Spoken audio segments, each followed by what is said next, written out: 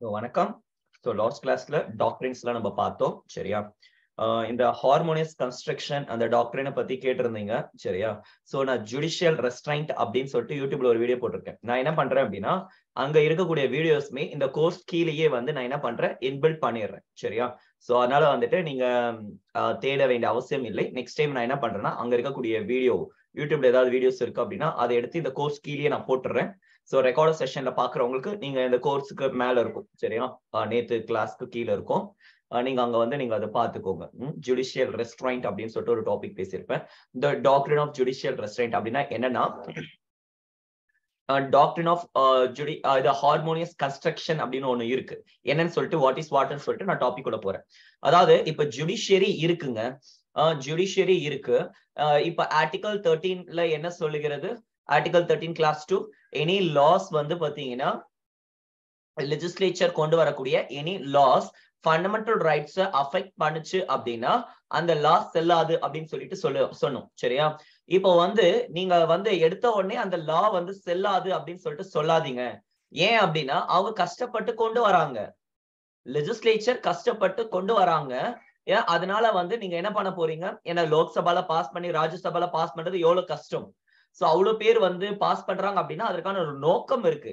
எந்த நோக்கத்தோட அவங்க கொண்டு வந்தாங்க அப்படின்ற அந்த நோக்கத்தை நீங்க பாருங்க. சரிங்களா? நோக்கம் சரியானதா இருந்தது அப்படின்னா அந்த சட்டம் என்பது ஃபண்டமெண்டல் ரைட்ஸ் பாதிக்கிறதா இருந்தாலும் சரி ப்ராப்ளம் கிடையாது. அதாவது அந்த சட்டம் என்பது கான்ஸ்டிடியூஷனை பாதிக்கிறதா இருந்தாலும் சரி தவறு கிடையாது அப்படின்றாங்க. நான் சொல்றது புரியுதா? இப்ப ஃபார் எக்ஸாம்பிள் நான் அதுல பேசியிருப்பேன். என்ன பேசியிருக்கேன் அப்படின்னா, ஆதார் கார்டு, ஆதார் பில் இருக்கு இல்லையா? ஆதார் பில்ல மணி பில்லுன்ட்டாங்க. இது தப்பு தானே? ஆதார் பில்ல மணி பில்லுன்ட்டாங்க. It is against constitution. Money matter அப்படின்னு சொல்லிட்டு நமக்கு தெரியும். டாக்ஸ் ஆல்டர் பண்றதோ, இம்போஸ் பண்றதோ, இந்த மாதிரி பணம் கான்சாலிடேட் ஃபண்ட் ஆஃப் இந்தியால இருந்து எடுக்கிறதோ, இப்படிப்பட்ட விஷயங்கள் தான் மணி பில்ல இருக்கக்கூடிய மேட்டர். ஆனா ஆதாருக்கும் அதுக்கும் சம்பந்தம் கிடையாது. என்ன ஒரு காரணம்? பினான்சியல் டிரான்சாக்ஷனுக்கு ஆதார் பில்ல யூஸ் பண்றோம் அப்படின்றத ஒன்னத்தை காரணத்தை காட்டி அதை மணி பில்னு சொன்னது பொய். சரிங்களா? அது தவறு. ஆனாலும் என்ன பண்ணிட்டாங்க? ஸ்பீக்கர் அதை அட்மிட் பண்ணிட்டா. ஸ்பீக்கரோட இதை வந்து யாரும் கேள்வி கேட்க முடியாது. சரியா?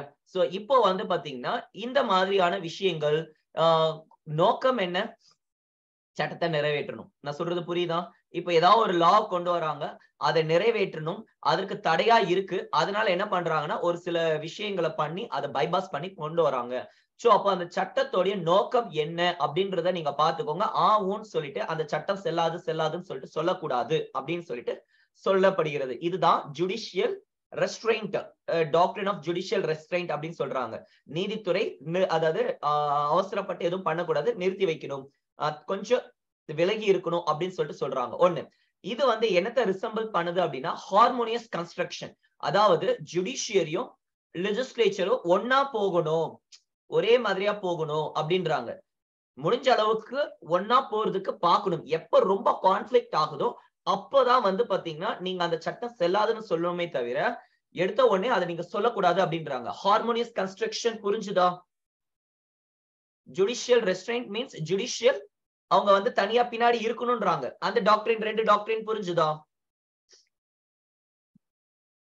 சரி, ரெண்டு டாக்டரின் புரிஞ்சிருக்கும்னு நினைக்கிறேன். அது நோட்ஸ் நீங்க அப்புறமா அதை எழுதிக்கோங்க. கிளாஸ் 10 5 கிளாஸ் ஸ்டார்ட் பண்ணிட்டேன். ஹெட்டிங் போட்டுக்கோங்க, ரைட் டு ஈக்குவாலிட்டி.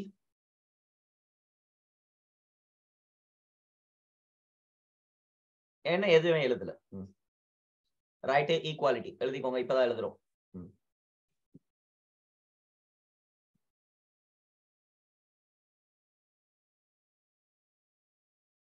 நீங்க என்ன பண்றீங்கன்னா ஒரு நோட் தனியா போட்டுக்கோங்க.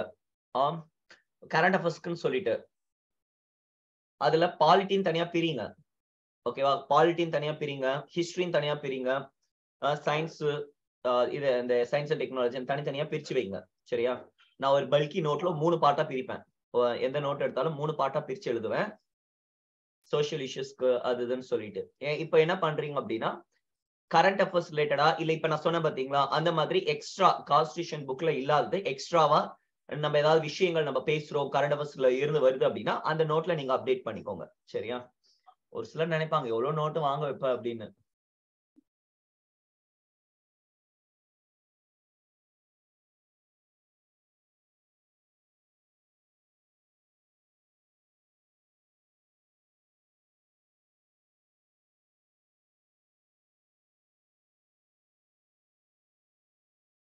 நேத்து என் ஃப்ரெண்ட் ஒரு சார் கிட்ட பேசிட்டு இருந்தேன். அவரு வந்து கோர்ஸ் போட்டிருந்தாரு. 6000 சார் அட்மிஷனே இல்ல சார் அப்படின்னு சொல்லியிருந்தாரு. இன்னொரு சார் கிட்டயும் பேசிட்டு இருந்தேன். அவரும் அதே தான் சொல்லிருந்தாங்க. அட்மிஷனே இல்ல. நானும் அதான் சொல்லிக்கிறேன், அட்மிஷனே இல்லன்னு. சரி, அவரு என்ன கான்செப்ட ஃபாலோ பண்றாங்க அப்படின்னா, கிளாஸ் எடுக்கிறது கிடையாது. நோட்ஸ் மெட்டீரியல் கொடுத்துட்டு அந்த புக்ல என்னென்ன படிக்கணும்னு சொல்லிட்டு டெஸ்ட் கொடுத்துட்றாங்க. அவங்க அதை படிச்சுட்டு போய் டெஸ்ட் எழுதணும். டெஸ்ட்டை எழுதிட்டு அதுக்கப்புறமா அந்த ஜூம்ல மீட் இருக்கும். ஏதாவது டவுட்ஸ் இருந்தா மட்டும் அவர் கிளாரிஃபை பண்றாரு. அந்த கொஸ்டினுக்கான எக்ஸ்பிளனேஷன் இருக்கும் இல்லையா, இது போட்டிருக்காங்க. சோ இது ஒரு பேட்டர்னா ஃபாலோ பண்ணிட்டு இருந்தாங்க. இதை நம்ம அன்அகாடமில ஃப்ரீயா பண்ணிக்கிட்டு இருந்தோம்.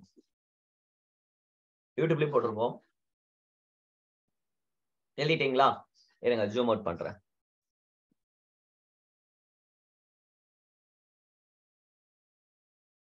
அந்த கான்செப்ட் நல்லா தான் இருக்கு. கிளாஸ் எடுக்க வேண்டிய பிரச்சனை இருக்காது பாருங்க. வேற ஃபேக்கல்ட்டில ரெக்ரூட் பண்ற பிரச்சனையும் இருக்காது. இல்ல இல்ல இல்ல இன்னொரு சார் எழுதிட்டீங்களா?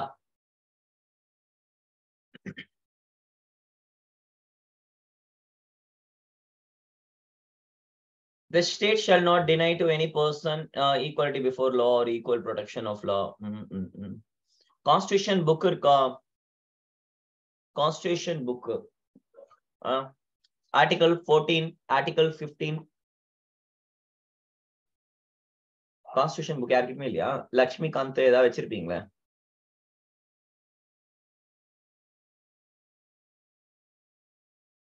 கான்ஸ்டிடியூஷன் புக்னா நம்மளை பொறுத்த வரைக்கும் லட்சுமிகாந்த் தான்.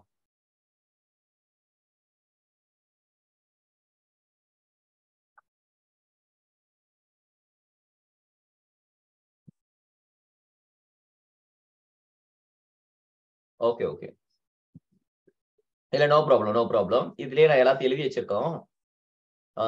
எல்லாமே லட்சுமிகாந்த் புக்கை பார்த்து, அப்புறமா வேற ஏதோ பாக்கியா மேரின்னு ஒரு புக் இருந்துச்சு, அதுக்கப்புறமா இன்னும் ஒரு சில இன்ஸ்டிடியூட்டோட மெட்டீரியல்ஸ் எல்லாத்தையும் பார்த்து தான் தமிழ்ல டிரான்ஸ்லேட் பண்ணி தான் நான் கிளாஸ்ல டிக்டேட் பண்ணேன். ஸோ அதனால பிரச்சனை இல்லை, கரெக்டா தான் இருக்கு. என்ன பண்ணுவேன்னா, தமிழ்ல மட்டும் எழுதுறது கடினமா இருக்கும், அதனால போட்டோ பிடிச்சி அவங்களே அனுப்ப சொல்லிடுவேன். அவங்க போட்டுருவாங்களா ஸ்கிரீனை மட்டும் அதை ஜூம் பண்ணிடுவேன், மத்தவங்க அதை காப்பி பண்ணிப்பாங்க. கொஞ்சம் கஷ்டப்பட்டு தாங்க பாலிட்டி கோர்ஸ் எடுத்தேன் நானு. உங்களுக்கு தான் ஈஸியா இருக்கு. அதெல்லாம் ரொம்ப ஸ்ட்ரகிள் ஆச்சு. எனக்கு இருந்ததுல ரொம்ப ஸ்ட்ரகிள் ஆனது எக்கனாமி தமிழ் மீடியம்ல எடுக்கிறது. இங்கிலீஷ் மீடியம்ல சூப்பரா இருக்கும், கிளாஸ் ஃபன்னா இருக்கும். ஸ்டார்டிங்ல இருந்து லாஸ்ட் வரைக்கும் சிரிச்சுக்கு தான் இருப்பீங்க கிளாஸ்ல. அது எக்கனாமிக் கிளாஸ் அப்படிதான் இருக்கும். ஏன்னா எக்கனாமி போரிங் டாபிக்னு சொல்லிட்டு அது ஒரு வேற மாதிரி எடுத்துன்னு போயிருப்பேன். பட் இந்த தமிழ் மீடியம்ல சுத்தமா வார்த்தை வரமாட்டேங்குது. இந்த ஒரு படத்துல கையில பிட்டு பேப்பர் எழுதி, கையில வாத்தியார் வந்து சம்ம வந்து எழுதிட்டு போயிட்டு பார்த்து பார்த்து எழுதுவாங்க தெரியுமா, சம் சால்வ் பண்ணுவோம் பாத்தீங்களா, அந்த மாதிரி கையில வந்து ஒரு பிட்டு பேப்பர், சரிங்களா, அந்த ஸ்டிக்கி நோட்ஸ்ல மீனிங்க எழுதிட்டு வந்தேன். ஏன்னா நான் படிச்சு பாக்குறேன், புரிய மாட்டேங்குது. சரின்னு சொல்லிட்டு கிளாஸ்ல இதை வச்சு பார்த்து பார்த்து எடுத்தேன். 2 கிளாஸ் சொதப்புச்சு. சரி நான் கிளாஸை நிறுத்துறேன்ட்டேன். எழுதிட்டே வாங்க, நான் பேசுறது கேட்டுக்கொண்டே எழுதிக்கொண்டே வாருங்கள். சோ கிளாஸை நான் நிறுத்திடுறேன் அப்படின்னு சொல்லிட்டு சொன்னேன். இல்ல சார் நீங்க இங்கிலீஷ்லயே கூட எடுங்க, கிளாஸை நிறுத்தாதீங்க அப்படின்னாங்க. சரி ஓகே, ஒரு ஹாப்பியா இருந்துச்சு. அதுக்கப்புறம் என்ன பண்ணேன்னா, ஹெட்டிங் மட்டும் அவங்க தமிழ்ல டிரான்ஸ்லேட் கொடுக்க ஆரம்பிச்சாங்க. உள்ள இருக்கக்கூடிய சென்டென்ஸை வந்து நம்ம டிரான்ஸ்லேட் பண்ற மாதிரி ஈஸி தான் அது. இந்த டெக்னிக்கல் டேர்ம் தான் மறந்துடுது, அது மட்டும் எனக்கு ஹெல்ப் பண்ணுங்க அப்படின்னு இதை மட்டும் சொல்லி கொடுத்தாங்க. அப்படியே உள்ள இருக்கிறதெல்லாம் கான்செப்ட் டீச் பண்ணி அந்த கோர்ஸ் முடிச்சுட்டு நல்லா வந்தது. அதுக்கப்புறமா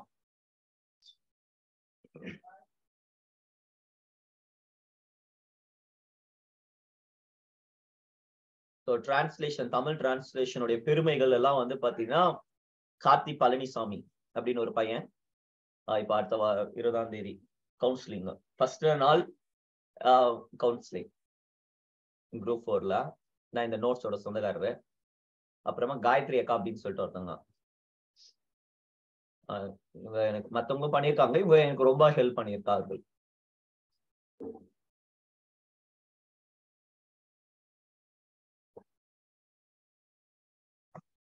எழுதிட்டீங்களா? வாட் இஸ் வாட் அப்படின்னு சொல்லிட்டு நான் சொல்றேன். நெகட்டிவ் பாசிட்டிவ் கான்செப்ட் அப்படின்னு சொல்லிட்டு சொல்லியிருக்கேன் பாருங்க. Equal protection of law positive. Negative concept. Equality before law negative concept. சரிங்களா? சோ அது என்னடா பாசிட்டிவ் கான்செப்ட். இது தமிழ் எழுதிட்டீங்க இல்லையா? ஆர்டிகல் 14 என்ன சொல்லுது? ரைட் டு ஈக்குவாலிட்டி பத்தி பேசுதுங்க.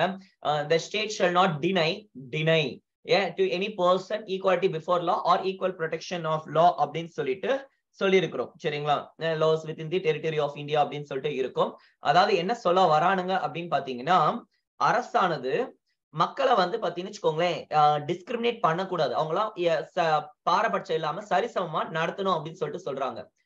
அரசானது தன் நாட்டில் உள்ள மக்களுக்கு சட்டத்தின் முன் அனைவரும் சமம் மற்றும் சட்டத்தின் சமமான பாதுகாப்பையோ மறுத்தல் கூடாது அப்படின்னு சொல்லிட்டு சொல்லியிருக்காங்க. சரியா? இப்போ சட்டத்தின் முன் அனைவரும் சமம் இந்த கான்செப்ட் வந்து யூகேல ஆரிஜினேட் ஆச்சு. சட்டத்தின் சமமான பாதுகாப்பு, ஈக்குவல் ப்ரொடெக்ஷன் ஆஃப் லா, அது வந்து யுஎஸ்ஏல ஆரிஜினேட் இருக்கு தோற்றம். சரிங்களா? இது வந்து எதிர்மறை கான்செப்ட், இது நேர்மறை கான்செப்ட். எதிர்மறை நேர்மறைலாம் ஒண்ணும் கிடையாது, ரெஸ்ட்ரிக்ட் பண்றது. இப்போ ஃபண்டமெண்டல் ரைட்ஸ் டிபிஎஸ்பின்னு இருக்கா, இதுல எது பாசிட்டிவ் எது நெகட்டிவ் சொல்லுங்க? ஃபண்டமெண்டல் ரைட்ஸ் இருக்கு, டிபிஎஸ்பி இருக்கு, எது பாசிட்டிவ் எது negative?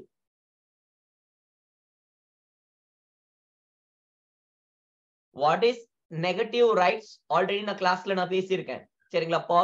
Natural rights, legal rights, negative rights, positive rights பேசியிருக்கேன். சோ அப்போ DPSP positive, fundamental rights negative. சரியா? அப்ப எப்படி டிபிஎஸ்பி பாசிட்டிவ்னு சொல்லுது? ஸ்டேட் வந்து ஒரு விஷயத்தை செய்யணும் அப்படின்னு சொல்லிட்டு சொல்லுகிறது. செய் அப்படின்னு சொல்லிட்டு சொன்னா அது வந்து பாசிட்டிவ், அதாவது டூஸ். சரிங்களா? டோன்ட் அப்படின்னு சொல்லிட்டு சொன்னா அது வந்து ஃபண்டமெண்டல் ரைட்ஸ், ரெஸ்ட்ரிக்ட் பண்ணுது. ஸ்டேட் வந்து பாத்தீங்கன்னா நிறைய விஷயங்களை செய்யக்கூடாத அளவுக்கு ரெஸ்ட்ரிக்ட் பண்ணுது. கரெக்டா? டிஸ்கிரிமினேட் பண்ணாதரா, ஈக்குவல் ஆப்பர்ச்சுனிட்டியை குடுறா, அன்டச்சபிலிட்டி பண்ணாதரா, அப்புறமா வேற என்ன சொல்லுது? லைஃப் அண்ட் லிபர்ட்டியை குடுறா, யாரோட உயிரை எடுக்காதரா, மத சுதந்திரத்தை குடுறா, நாட்டுல மதத்தை கொண்டு வந்து நாட்டுல வந்து குட்டிச்சவர் ஆக்காதரா. இப்படி வந்து என்ன சொல்லுது? ரெஸ்ட்ரிக்ஷன் பண்ணுகிறது, பண்ணாதன்னு. சோ இது நெகட்டிவ் கான்செப்ட். புரிஞ்சுதா? Next, prohibit special treatment. அந்த ஈக்குவாலிட்டி பிஃபோர் லா, யாரையுமே ஸ்பெஷலா ட்ரீட் பண்ணாது, எல்லாருமே ஈக்குவல். அவன் ராஜா ஆண்ட பரம்பரை அப்படின்னு சொன்னாலும் சரி, ஓகே கூல் டவுன், சரி அவனையும் அதே மாதிரி ட்ரீட் பண்ணு. இவங்க வந்து அடிமை பரம்பரை அப்படியா இருந்தாங்க அப்படின்னாலும் சரி, எல்லாருமே 2 பேரும் ஈக்குவல் தான். No one is above anyone. சரியா? சரி, நீங்க வந்து நீங்க ஞாபகம் வச்சுக்கோங்க. One of the aspects of rule of law, A V Dicey. நிறைய பேர் பெருமை பேசுவானுங்க, நாங்க யாரு தெரியுமா? ஆண்ட பரம்பரை. சரி, வாட் இஸ் சோ வாட்? எங்க பாட்டி தான் வந்து ஒரு காலத்துல எங்க ஏரியாவே வச்சு ஆட்டி படிச்சுக்கிட்டு இருந்தாங்க.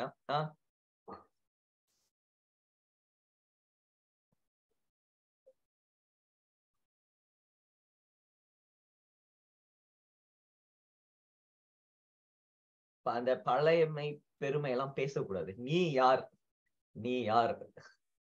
Who are you? உங்க தாத்தா, உங்க அப்பா, இவங்க எல்லாம் சரி, நீ யார்? நீ என்ன சாதிச்ச? இததான் நாளைக்கு நம்மள கேட்க போறாங்க. சரிங்களா? சோ பழம் பெருமை பற்றி நான் எனக்கு பிடிக்காதுங்க.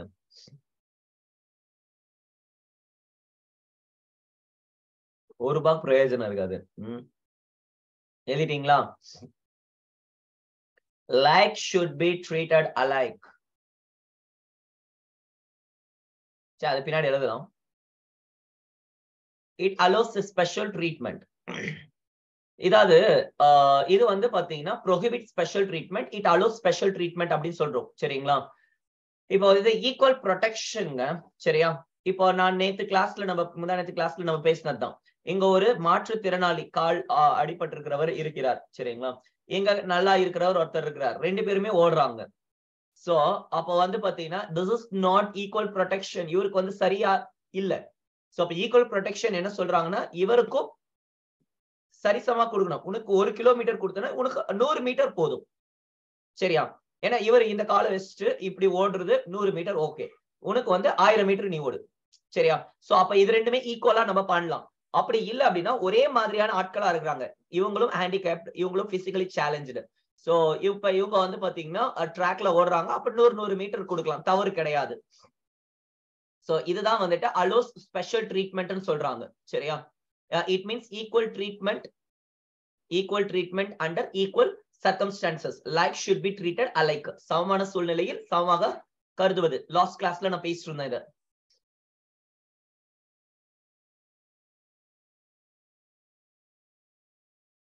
நெக்ஸ்ட்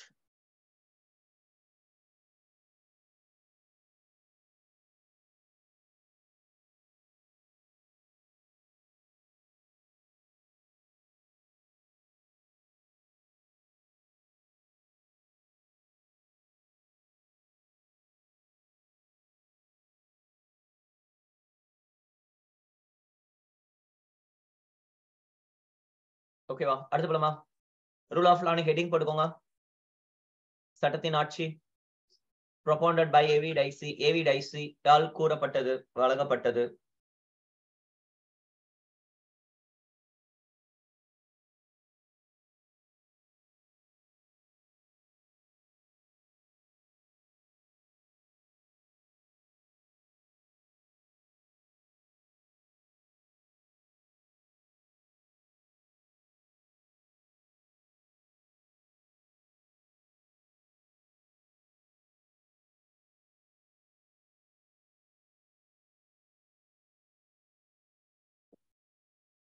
எழுதியாச்சா?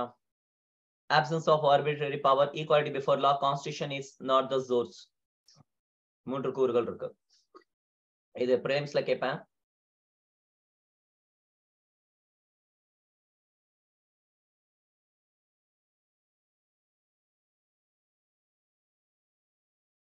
சட்டத்தை மீறிய குற்றத்தை தவிர பிற காரணங்களுக்காக எந்த நபரும் தண்டிக்கப்பட கூடாது. absence of arbitrary powers, அதாவது தன்னிச்சை போன போக்கில் அதிகாரங்களை செயல்படுத்துவது, அது கூடாதுன்றாரு.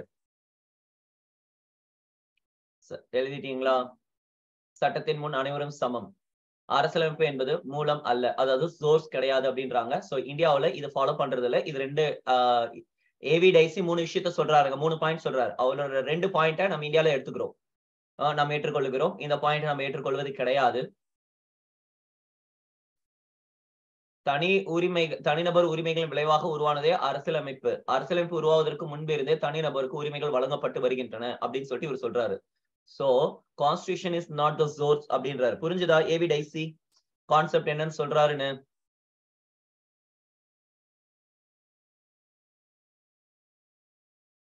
சரி, absence of arbitrary power, what is what அப்படின்னு சொல்லிட்டு எழுதிடுங்க. தமிழ் மீடியம் இங்கே எழுதிட்டாரு, அவர் ஃபுல்லாவே எக்ஸ்பிளைன் பண்ணிட்டாங்க. இங்கே இங்கிலீஷ் மீடியம் இங்க இதா இருக்கு பாருங்க. ஜூம் அவுட் பண்றேன் ஒரு நிமிஷம். 125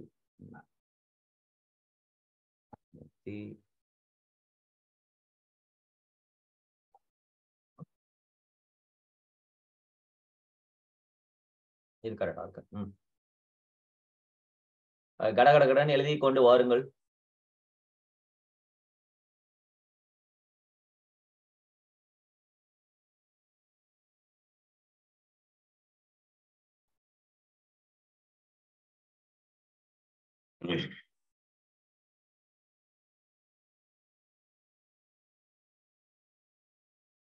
எழுதிட்டீங்களா?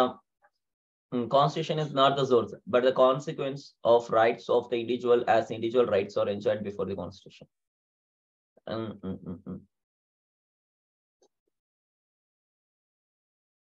But the consequence of அப்படிலாம் இவ்வளவு தேவையில்ல, ஷார்ட் எழுதுங்க. The individual rights are enjoyed before the Constitution போட்டுக்கோங்க. ஷார்ட் பண்ணிக்கோங்க. 1 and 2 applicable India, 3 is not applicable. Constitution is the source of individual rights அப்படின்னு சொல்லிட்டு சொல்றாங்க. Rule of law is the basic structure. இதை நீங்கள் பார்த்துக் கொள்ளலாம்.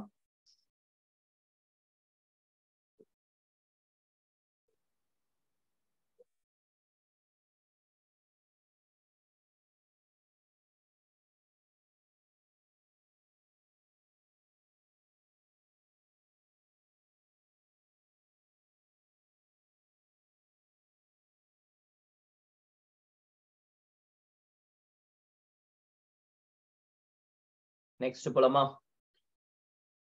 கீழே சம் எக்ஸெப்ஷன்ஸ் இருக்கு பாருங்க, அதை எழுதுங்க.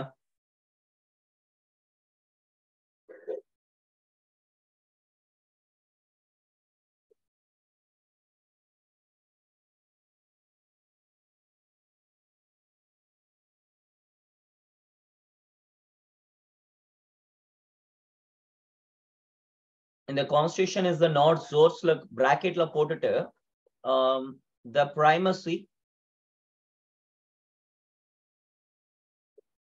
of the rights of the individual அப்படின்னு சொல்லி எழுதுங்க. பிராக்கெட்ல primacy of the rights of the individual அப்படின்னு சொல்லிட்டு பிராக்கெட்ல போட்டுருங்க. சரிங்களா? தமிழ்ல கரெக்டா தான் இருக்கு. தனி நபர்களின் முக்கியத்துவம் எங்க இருந்து வருது அப்படின்னு சொல்லியிருக்காங்க.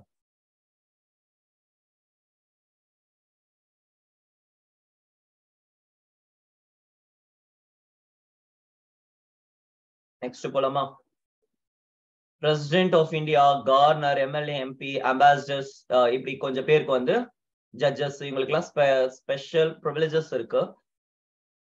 நமக்கு தெரியும் அது. சரிங்களா?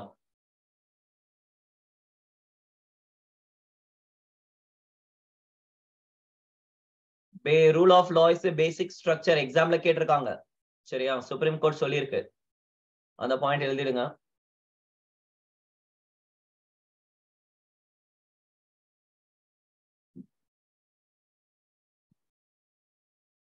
எக்ஸெப்ஷன்ஸ் டு ஈக்குவாலிட்டி அப்படின்னு சொல்லி ஹெட்டிங் போடுங்க. எக்ஸெப்ஷன்ஸ் டு ஈக்குவாலிட்டி, சமத்துவத்திற்கு, சட்டத்தின் முன் அனைவரும் சமத்திற்கு விதிவிலக்கு அப்படின்னு சொல்லிட்டு. பிரசிடென்ட்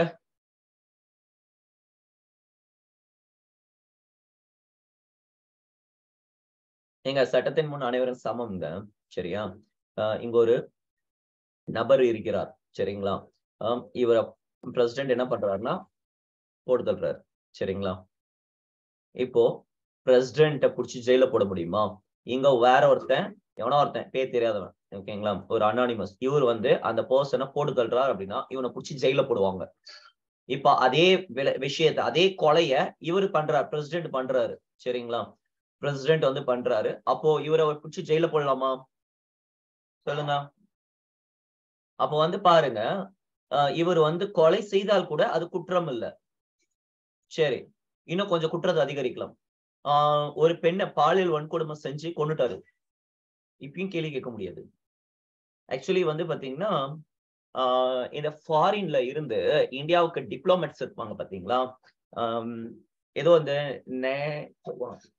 இந்தியாவில பிரிக்ஸ் இல்ல, இந்த காமன்வெல்த் இந்த மாதிரியான மீட்டிங்ஸ் எல்லாம் நடக்கும் பாத்தீங்களா? Commonwealth, BRICS, G20 nation meeting, இந்த மாதிரி ஏதோ ஒரு மீட்டிங் நடக்கும் பொழுது அந்த இடத்துல வந்து பாத்தீங்கன்னா இந்த சவுதி அரேபியா, அந்த இஸ்லாம் கண்ட்ரி இருக்கு இல்லையா, அங்க இருந்த 2 ஷேக், 2 பேரு என்ன பண்ணிட்டாங்க அப்படின்னா, அவங்க இருந்த ரூமுக்கு வந்துட்டு அந்த பணிப்பெண் வருவாங்க இல்லையா, சோ ரூம் வந்துட்டு அரேஞ்ச் பண்ணி கொடுக்கறது, வேற ஏதாவது அவங்களுக்கு சாப்பாடு கொண்டு வந்து வைக்கிறது, இந்த மாதிரி பண்ணுவாங்க பாத்தீங்களா? அந்த 2 பொண்ணுங்களை வந்து என்ன பண்ணிட்டாரு அப்படின்னா பாலியல் வன்கொடுமை பண்ணிட்டாரு. சரியா? அந்த அப்புறமா வந்து அவங்க மேல கேஸ் ஃபைல் பண்ணணும் அப்படி இப்படின்னு சொல்லி பேசிட்டு இருந்தாங்க. ஆனா கேஸ் ஃபைல் பண்ண முடியுமா?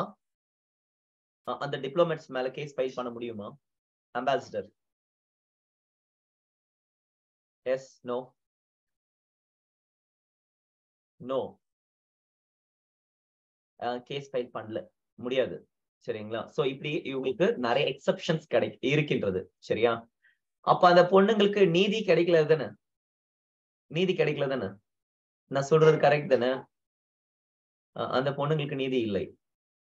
அந்த ஆளுங்க மேல வந்து ஃபாரின் கண்ட்ரில தான் வந்து என்ன பண்ண முடியும், அவங்க நாட்டுல தான் இது போட முடியும், கேஸ வந்து போட முடியும். யோசிச்சு பாருங்க, இப்ப வெஸ்டர்ன் கண்ட்ரியா இருந்துச்சுன்னா செவிலே போட்டு 2 அடி சாத்தி பிரசிடென்டா இருந்தாலும் சரி அவங்க மேல கேஸ் ஃபைல் பண்ணி விசாரிப்பாங்க. இப்போ அமெரிக்கன் பிரசிடென்ட், எவ்வளவு பெரிய பதவி, அமெரிக்கன் பிரசிடென்ட் டொனால்ட் ட்ரம்ப் மேல கேஸ் ஃபைல் பண்ணி புடிச்சு கோர்ட்ல நிப்பாட்டினாங்களா? பாத்தீங்களா? 2 மாசத்துக்கு 3 months பேக் கோர்ட்டுக்கு போயிட்டு வந்தாரா அவரு? சோ வெஸ்டர்ன் கண்ட்ரில இது இருக்கு. இப்போ வந்து பாத்தீங்கன்னா போரிஸ் ஜான்சன், யூகேவோட ஃபார்மர் பிரைம் மினிஸ்டர், இப்போ அவர் மேல வந்து கேஸ் ஃபைல் பண்றாங்களா? அவர் மேல கேள்வி கேட்பதற்கு ஒரு கூட்டம் இருக்கு. இஸ்லாம் கண்ட்ரீஸ்ல, அதாவது மிடில் ஈஸ்ட்ல இருக்கக்கூடிய நேஷன்ஸ், அவங்களுக்குன்னு சொல்லிட்டு ஒரு சில சட்டங்கள் இருக்கின்றது. அந்த சட்டத்திற்கு உட்பட்டு ஒரு சில விஷயங்கள் தவறு கிடையாது அப்படின்னும் இருக்கு. அப்படிப்பட்ட நேஷனா இருந்துச்சுன்னா இந்த இடி அமீன் மாதிரி இந்த நார்த் கொரியா மாதிரியான நாடுகள்லாம் கொஞ்சம் இருக்கு. அவனுங்கெல்லாம் வந்து பாத்தீங்கன்னா அந்த பாலியல் வன்கொடுமை பண்றதெல்லாம் வந்து பாத்தீங்கன்னு தவறு இல்லாத மாதிரி ஒரு நாடா இருக்கு அப்படின்னா அங்க நீதி கிடைக்காது. சரியா?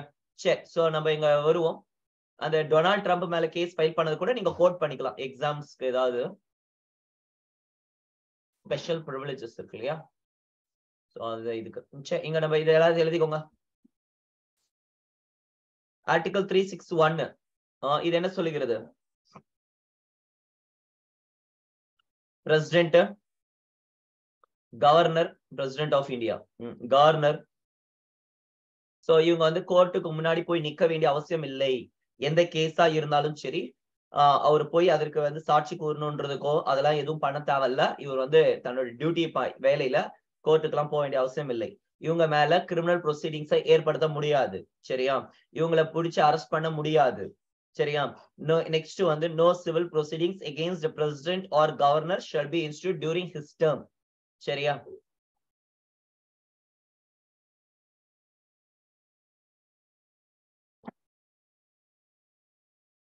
சிவில் ப்ரொசீடிங்ஸ் கொண்டு வர முடியுமா பிரசிடென்ட் மேல? சிவில் கேசஸ் கொண்டு வர முடியுமா? சொத்தை அபகரிச்சிட்டாரு, ஆட்டைய போட்டாரு, பிரசிடென்ட் மேல கவர்னர் மேல கொண்டு வர முடியுமா?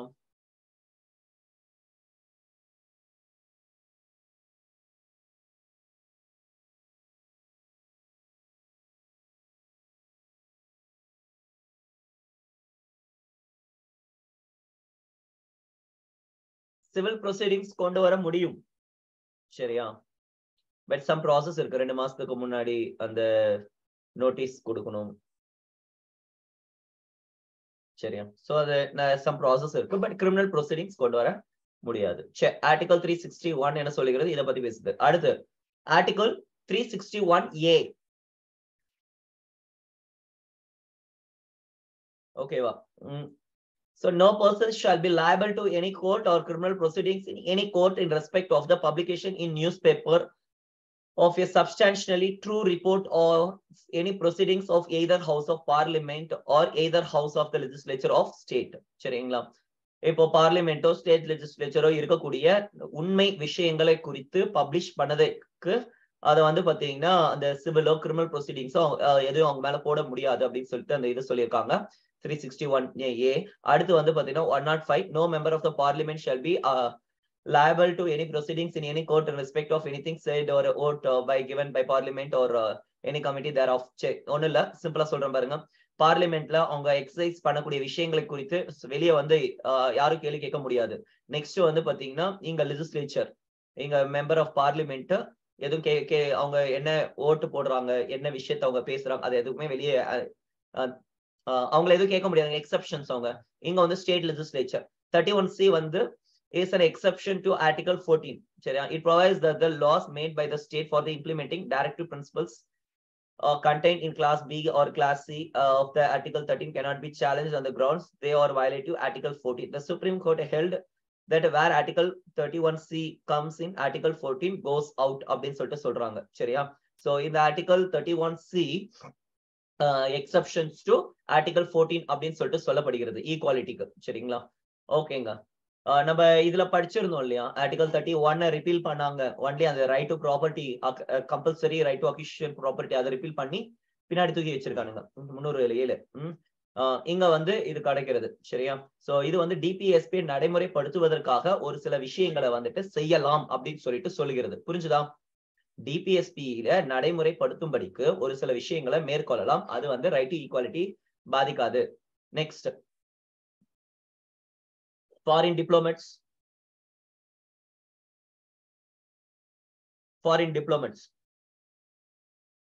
foreign sovereign rulers, ambassadors, diplomats, இவங்க வந்து பாத்தீங்கன்னா கிரிமினல் அண்ட் சிவில் ப்ரொசீடிங்ஸ்ல வந்துட்டு எக்ஸெப்ஷன்ஸ் இருக்கு அவங்களுக்கு. அடுத்து even and its agencies enjoy the diplomatic immunity.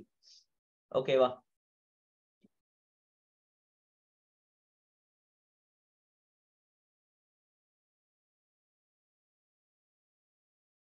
எழுதிட்டீங்களா? Even diplomats கூட இங்க எழுதிக்கோங்க.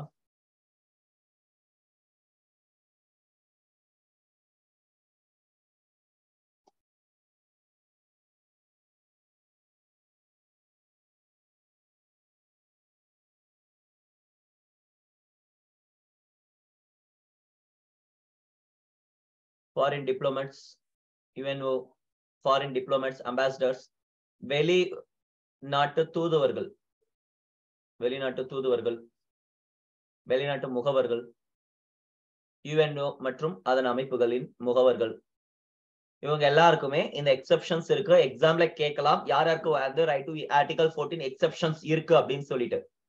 சரியா? சோ அடுத்து போலாம். கொஞ்சம் கடகடன்னு எழுதிட்டு வந்துருங்க. நான் இத முடிச்சுட்டு போயிடுறேன். ஆர்டிகல் 14 புரிஞ்சுதா? Next article 15. Article 15 prohibition of discrimination. சரி, இது நான் ஒரு நிமிஷம் இருங்க.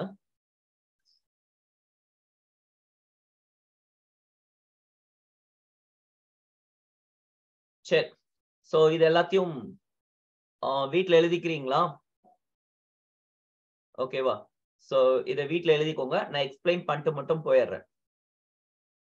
வெறும் வெறும் எதுவுமே அப்டேஷன் கிடையாது. இதுல எதுவுமே அப்டேஷன் கிடையாது. நான் வாட் இஸ் வாட்ன்னு தான் சொல்லிட்டு போறேன். நீங்க வீட்ல வந்து பொறுமையா எழுதிக்கோங்க. சரியா?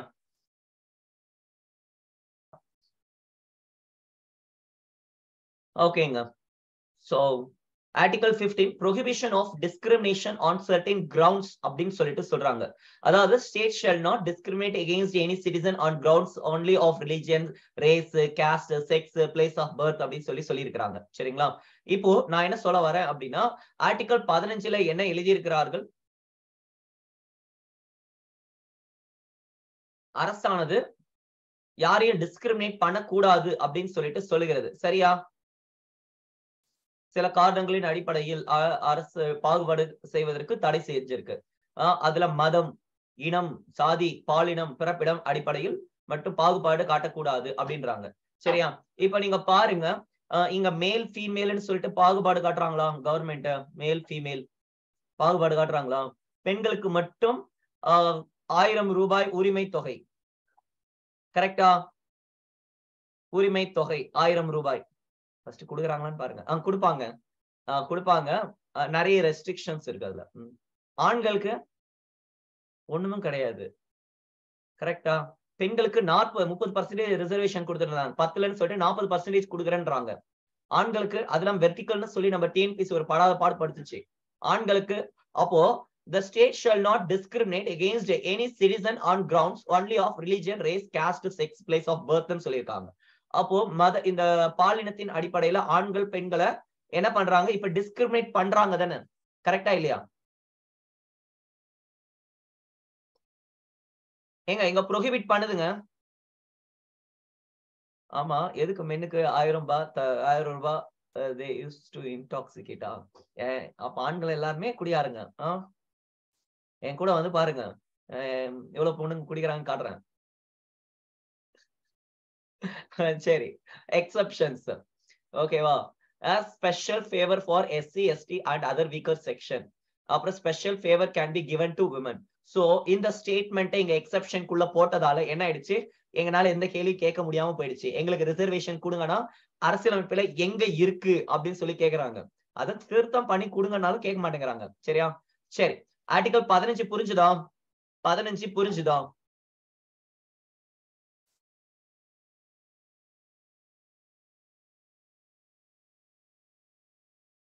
ஓகே, இங்க ரிசர்வேஷன் அப்படின்னு சொல்லிட்டு ஒரு டாபிக் இருக்கு. இந்த டாபிக்க யூனிட் 9ல நான் டிஸ்கஸ் பண்றேன். இங்க நான் ஸ்கிப் பண்றேன். சரியா? யூனிட் 9ல நம்ம ரொம்ப டீடைலா நம்ம பேச போறோம். இங்க நம்ம ஸ்கிப் பண்ணலாம். Okay,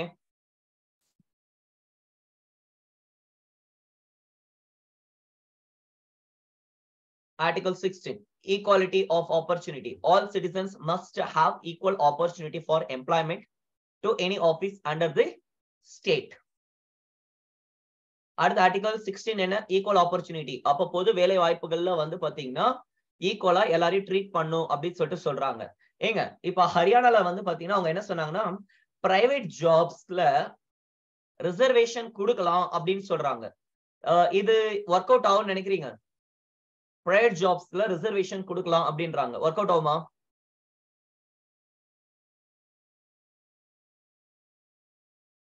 no. நோ. ஏன் நோ? ஏன் ஒர்க் அவுட் ஆகாது? பிரைவேட் ஜாப்ஸ்ல ரிசர்வேஷன் கொடுத்துட்டாங்கன்னு வச்சுக்கோங்களேன், எஸ்சிக்கு, எஸ்டிக்கு, ஓபிசி, எம்பிசிக்குன்னு. தலையில துண்டை போட்டுட்டு போக வேண்டியதான். யாரு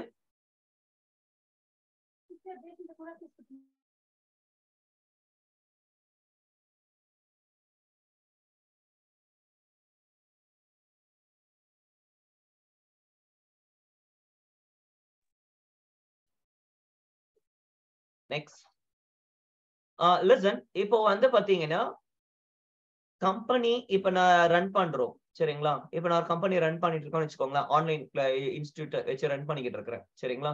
இப்போ ரிசர்வேஷன் கொடுத்துட்டாங்க. எஸ்சில ஒரு ஃபேக்கல்டி, எஸ்டில ஒரு ஃபேக்கல்டி, எம்பிசில இதுல ஒரு ஃபேக்கல்டி சரிங்களா. இப்போ என்னுடைய பட்ஜெட் இவ்வளவு இருக்கின்றதுன்னு வச்சுக்கலாம் சரிங்களா. இப்போ நான் என்ன பண்றேன் அப்படின்னா, நல்லா எடுக்கக்கூடிய ஃபேக்கல்டி எனக்கு தேவை. கரெக்டா, நல்லா எடுக்கிற ஃபேக்கல்டி தான் எனக்கு தேவை. இப்போ என்ன பண்றேன், ரிசர்வேஷன் கொடுத்துட்டாங்க. சோ தேர்ஃபோர் நான் இதுல இருந்து ஒரு ஃபேக்கல்டி, இதுல இருந்து ஒரு ஃபேக்கல்டி எடுக்கணும் சரிங்களா. எனக்கு இப்போ இந்த காஸ்ட்ல ஃபேக்கல்ட்டியே கிடைக்கலன்னு வச்சுக்கோங்களேன். ஃபேக்கல்ட்டி கிடைக்கல, இப்ப வேற வழி இல்லாம கட்டாயமா நான் எடுத்துதான் ஆகணும். சோ ஆட்களே இல்ல. சோ இப்ப நான் என்ன பண்றேன் அப்படின்னா, ஒண்ணுமே படிக்காம இல்ல, அப்பதான் கிளியர் பண்ணிட்டு அப்பதான் படிச்சு காலேஜ் முடிச்சுட்டு வராங்க, அவங்க வந்து அப்ளை பண்றாங்க. இப்ப வேற வழி இல்ல, நான் என்ன பண்ணும், அதுல வேற யாருமே அப்ளை பண்ணல அந்த காஸ்ட்ல. சோ நான் வேற வழி இல்லாம அவங்கள நான் ரெக்ரூட் பண்ணணும். இப்ப அவங்களுக்கு ஒண்ணுமே தெரியலன்னு வச்சுக்கோமே, XYZ அந்த காஸ்ட்ல இப்பதான் முடிச்சுட்டு வந்தாங்க, ஒண்ணுமே தெரியல. இப்ப அவங்கள கொண்டு வந்து நான் இங்க உட்கார வைக்கிறேன். என்ன நடக்கும்னு நினைக்கிறீங்க அந்த சப்ஜெக்ட்ல? ஊத்திக்குமா? கரெக்ட் தானே? சோ அப்போ வந்து பாத்தீங்கன்னா கம்பெனிஸ்ல இந்த மாதிரி பிரைவேட் ரிசர்வேஷன் கொடுத்தாங்க அப்படின்னா அந்த நல்ல ஒர்த்தியான ஆட்கள் கிடைப்பாங்களான்னு பாத்தீங்கன்னா கிடையாது சரியா. சோ கம்பெனி லாஸ் ஆகும், கம்பெனி இழுத்து முட்டு போக வேண்டியதான். பணம் வந்து கஷ்டப்பட்டு அவங்க போட்டு வந்தவன் நெக்ஸ்ட் டைம் வேற எவனாவது கம்பெனி ஸ்டார்ட் பண்ணுவானா, யோசிப்பான். போட்டு போனா இந்த மாதிரி ரிசர்வேஷன் இருக்கு, அவங்களுக்கு கொடுக்கணும் இவங்களுக்கு கொடுக்கணும் சொல்லி நம்ம தள்ள மண்ணை போட்டுருவானுங்கன்னு சொல்லிட்டு. சோ பிரைவேட் செக்டார்ல வராது. அப்போ கவர்மெண்ட் செக்டார், சோ கவர்மெண்ட் செக்டாருக்கு டிமாண்ட் அதிகம், ஜாப் கம்மி, அதனால வந்து அது ஒர்த்து உள்ள ஆட்கள் போயிடலாம். பட் பிரைவேட்ல வந்து பாத்தீங்கன்னு வச்சுக்கோங்களேன், டிமாண்ட் கம்மி ஓகேவா. சோ ஆட்களும் கம்மி, அதனால வந்துட்டு உள்ள போறது கடினம் சரியா. சோ அது ஞாபகம் வச்சுக்கோங்க. இது equal opportunity. State is not prohibited from making special provision for reservation promotion of backward classes சரிங்களா. எக்ஸெப்ஷனுங்க, அதாவது ஈக்குவல் ஆப்பர்ச்சுனிட்டி கொடுக்கணும்னு சொல்றாங்க. அரசானது ஸ்பெஷல் ப்ரொவிஷன்ஸ் கொண்டு வரலாம் அப்படின்னு சொல்லிட்டு சொல்லுகிறது. சரி நெக்ஸ்ட் போலாம். அன்டச்சபிலிட்டி சரியா. சோ அன்டச்சபிலிட்டி அஃபென்சஸ் ஆக்ட் இருந்துச்சு 1955, தீண்டாமை ஒழிப்பு சட்டம் சரிங்களா. அதுக்கப்புறம் குடிமக்கள் பாதுகாப்பு சட்டம். இவங்களுக்கு வந்து யாராவது அன்டச்சபிலிட்டி பண்றாங்க அப்படின்னா இந்த இரு குவளைகள் அல்லது கோவிலுக்குள்ள உள்ள விடுறது கிடையாது, இந்த மாதிரியான விஷயங்கள் ஏதாவது பண்றாங்க அப்படின்னா தீண்டாமை வன்கொடுமை சட்டத்தின் கீழே வந்துட்டு அவங்களை கைது பண்ணி அரெஸ்ட் பண்ணலாம் சரியா. நீங்க நியூஸ்ல வந்து பாப்பீங்க, போன வாரம் லாஸ்ட் வீக் XYZ அந்த கட்சியை சார்ந்த ஒருத்தர் என்ன பண்ணாரு, ஒரு ட்ரைபல் மூஞ்சிலே வந்து பாத்தீங்கன்னா சிறுநீர் கழிச்சார் அப்படின்னு சொல்லி பார்த்தோம். பாத்தீங்களா? மீம்ஸ் எல்லாம் வந்துட்டு இருந்துச்சு. என்ன மீம்ஸ் போட்டிருந்தாங்கன்னா, இங்க 2 பார்ட்டா பிரிச்சிருந்தாங்க. யாரா நீங்களா? இந்த பக்கம் ஒண்ணு மனுஷன் மூஞ்சில வந்து சிறுநீர் கழிக்கிறான், இங்க மாட்டோட சிறுநீரை குளிக்கிறான், இங்க குடிக்கிறான் இங்க கழிக்கிறான் சரி. இந்த மாதிரி ஒரு இமேஜ் போட்டிருந்தாங்க. அப்புறமா அந்த பையனோட வீட்டை வந்து போய் இடிச்சு புல்டோசரை வச்சு இடிச்சதெல்லாம் நான் நியூஸ்ல பார்த்தேன். பாத்தீங்களா? இந்த இஷ்யூ நடந்து தெரியுமா? தீண்டாமை வன்கொடுமை சட்டம். அப்ப நியூஸ் பாக்குறது இல்ல. தமிழ் நியூஸ் சேனல் எல்லாம் பாக்காதீங்க சரிங்களா. தமிழ் நியூஸ் சேனல் எதுவுமே பாக்காதீங்க. இவங்களுக்கு எல்லாம் வந்து பாத்தீங்கன்னு வச்சுக்கோங்களேன், ஓரளவுக்கு நல்ல நியூஸ் சேனல்ஸ் மட்டும் பாருங்க சரிங்களா. வியாண்ட் நல்ல நியூஸ் சேனல் தான், பார்க்கலாம். நான் அந்த சேனல் வந்து பல்கி சர்மாக்காகவே பாத்துக்கிட்டு இருந்தேன். எங்க இப்ப ஆள் இல்லையே, ஃபர்ஸ்ட் போஸ்ட் போயிட்டாங்க. இப்போ சப்போஸ் ஏதாவது டாபிக் ஏதாவது பாக்குறீங்க அப்படின்னா ஃபர்ஸ்ட் போஸ்ட் அந்த யூடியூப் அந்த நியூஸ் சேனல்ல இப்ப பல்கி சர்மா எடுக்கிறாங்க, அவங்கள்ட்ட நீங்க பார்க்கலாம். ஏன்னா வியாண்ட்ல கிராவிடாஸ் பிளஸ்ன்னு சொல்லிட்டு ஒரு ப்ரோக்ராம் போட்டுட்டு இருந்தாங்க, இதுல விண்டேஜ்ன்னு நினைக்கிறேன் சரிங்களா. சோ அந்த இதுல வந்து எடுத்துக்கிட்டு இருக்காங்க. நீங்க அவங்களோட இது பாத்தீங்கன்னா பாயிண்டா பேசியிருப்பாங்க என்ன பிரச்சனை அப்படின்னு சொல்லிட்டு உங்களுக்கு ஒரு கிளியர் கட் அண்டர்ஸ்டாண்டிங் கிடைச்சிடும். இப்ப மணிப்பூர் இஷ்யூவா என்ன இஷ்யூ அப்படின்னு சொல்லிட்டு நம்பர் 1 நம்பர் 2 அப்புறம் அதுக்கு எப்படி வந்து அப்ரோச் பண்ணலாம் அப்படின்ற பாயிண்ட்ஸும் பேசியிருப்பாங்க. அதையும் நீங்க பாத்துக்கோங்க, நல்லா இருக்கும். எக்ஸாம் பெர்ஸ்பெக்டிவ்ல அது நல்லா இருக்கும். சரி, அன்டச்சபிலிட்டி சரியா? So untouchability prohibited in any format is forbidden சரிங்களா? சோ எந்த ஃபார்ம்ல இருந்தாலும் சரி இது வந்து ப்ரோஹிபிட்டட் சரியா? இது வந்து பனிஷபிள் அஃபென்ஸ். அடுத்து வந்து பாத்தீங்கன்னா இதற்கான வன்கொடுமைகள் தடுப்பு சட்டம் நிறைய இருக்கு. இந்த தடுப்பு சட்டங்கள்லாம் பாத்துக்கோங்க. SC ST Prevention of Atrocities Act 1989 இது சரியா? சோ இல்ல ஏதாவது டவுட் இருக்கா? இல்ல நிறைய நம்ம பேசிட்டோங்க. இதெல்லாம் யூனிட் 9ல நம்ம டிஸ்கஸ் பண்ணலாம். அடுத்து போறோம். Unit 18 sorry article 18 abolition of titles ராஜாதி ராஜா ராஜா மாதாண்ட ராஜா குலோத்துங்க. இந்த டைட்டில்ஸ் வந்து பாத்தீங்கன்னா பயன்படுத்தக்கூடாது அப்படின்றாங்க சரிங்களா? இந்த அகாடமிக் டைட்டில்ஸ் யூஸ் பண்ணலாம், மிலிட்டரி டைட்டில்ஸ் யூஸ் பண்ணலாம். அகாடமிக்கா வந்து படிச்சு இப்ப டாக்டரேட் பட்டம் வாங்கியிருக்காங்க. சோ முன்னாடி வந்து பாத்தீங்கன்னா டாக்டர் அப்படின்னு சொல்லி போட்டுக்கிறது தவறு கிடையாது. புரிஞ்சுதா? முனைவர். சோ இந்த கவர்மெண்ட் அலோ பண்ணக்கூடிய இந்த டைட்டில்ஸை விட்டு வேற எந்த டைட்டில்ஸையும் யூஸ் பண்ணக்கூடாது அப்படின்னு சொல்லிட்டு சொல்றாங்க. இப்போ ஃபாரின்ல இருந்து நமக்கு டைட்டில்ஸ் கொடுப்பாங்க சரிங்களா? சோ செவாலியர் விருது அப்படின்னு சொல்லிட்டு நிறைய டைட்டில்ஸ் எல்லாம் கொடுக்குறாங்க பாத்தீங்களா?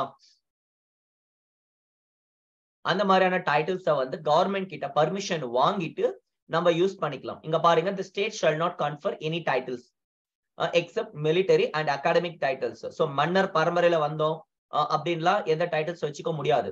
Next, citizen of India shall not accept any title from any foreign state சரிங்களா? சோ உள்நாட்டு மக்களுக்கு வந்துட்டு ஃபாரின்ல இருந்து எந்த டைட்டிலும் ஏற்றுக்கொள்ள கூடாது. ஃபாரின் நேஷனல்ஸ் ஹோல்டிங் ஆஃப் இருங்க holding of any present or என்னோட புக்ல படிக்கிறேன், கண்ணுக்கு தெரிய மாட்டேங்குது.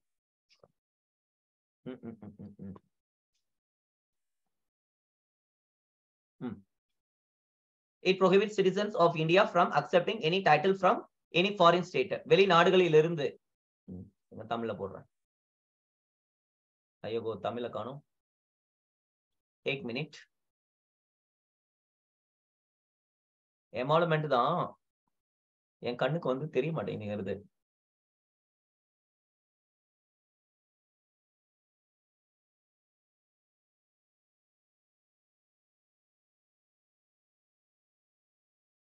போணும். அது நாராயணா இருந்தாலையாக்கு போனா லாஸ்டா செக்அப் பண்ணும்போது உனக்கு கண்ணு நல்லாதான்டா இருக்கு, கண்ணாடி எல்லாம் தேவையில்லடா போடா அப்படின்ட்டாங்க. திருப்பியும் நான் போனேன், டாக்டர் இந்த மாதிரி கண்ணு தெரிய மாட்டேங்குது, தூரத்துல இருக்கிறதுல என்னால படிக்க முடியல அப்படின்னா. எனக்கு அப்படிதான் இருக்கு, உன் கண்ணு நல்லாதான் இருக்குன்னு சொல்லி அனுப்பிவிட்டாங்க. நான் சொல்றேன் தூரத்துல இருக்கிறது என்னால படிக்க முடியல, லெப்ட் கண்ணுல படிக்க முடியாது, ரைட் கண்ணால படிக்க முடிய மாட்டேங்குது, எல்லாம் பிளர்ரா இருக்கு. சொன்னா லைட்டா கம்மியா இருக்கு, மேனேஜ் பண்ணிக்கலாம் போ அப்படின்ட்டாங்க.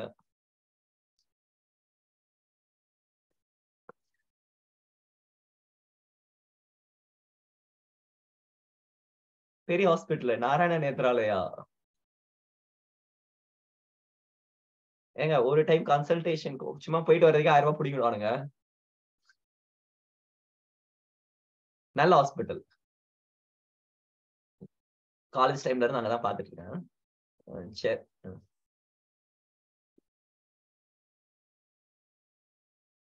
ஹார்ட் இந்தியாவிலேயே ஹார்ட் ஒரு சில ஹார்ட் ஸ்பெஷலிஸ்ட், கார்டியாலஜிஸ்ட் ஸ்பெஷலிஸ்ட் அங்க இருக்கிறாங்க.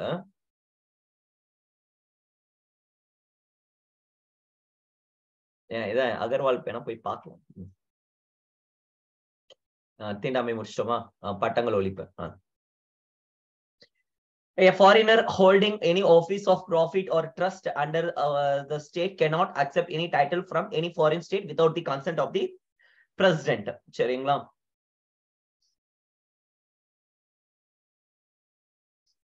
சோ பிரசிடென்ட் கிட்ட பர்மிஷன் வாங்கிட்டு இவங்க அதை யூஸ் பண்ணிக்கலாம் அப்படின்னு சொல்லிட்டு தேர்ட் சொல்லி கொடுத்திருக்காங்க.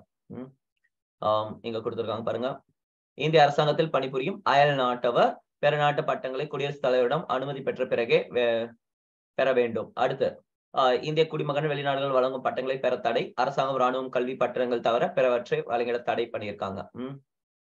டைட்டில்ஸ் யூஸ் பண்ணக்கூடாது, அவார்டு யூஸ் பண்ணலாம். அது நோட் பண்ணிக்கொள்ளுங்கள் சரியா? ஆனா நான் சொன்னது மட்டும் எவ்வளவு எழுதி வச்சிருக்காங்க பாருங்க.